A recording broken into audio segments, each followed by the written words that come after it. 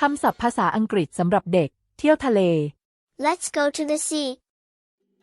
Sea, ทะเล beach, ชายหาด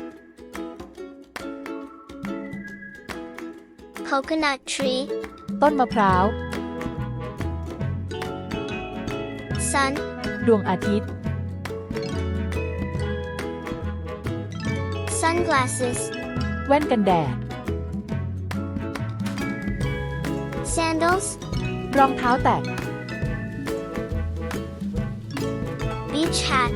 หมวกชายหาด swimming suit, ชุดว่ายน้ rubber ring, ำห่วงยาง beach umbrella, ร่มชายหาด deck chair, เก้าอี้ผ้าใบ sunscreen, ครีมกันแดด sand, ทราย sand castle, ปราสาททราย sand bucket, ถังทราย beach ball, ลูกบอลชายหาด windmill toy, กังหันลมของเล่น kite, ว่าว surfboard, กระดานโต้คลื่น ice cream, ไอศครีม coconut water, น้ำมะพร้าว pineapple juice, น้ำสับปะรด seafood, อาหารทะเล cooler, กระติกน้ำแข็ง life jacket, เสื้อชูชีพ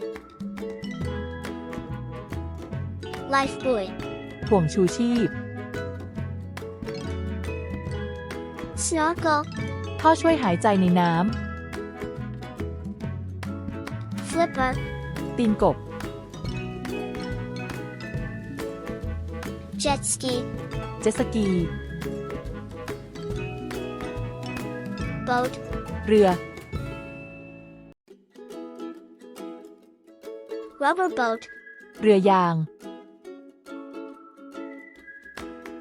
sailboat, เรือใบ fishing boat, เรือประมง ship, เรือขนาดใหญ่ banana boat, เรือกล้วย island, เกาะ lighthouse, ประภาคาร rocks, โขดหิน hermit crab, ปูเสฉวน starfish, ปลาดาว seashells,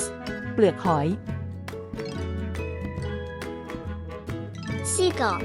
นกนางนวล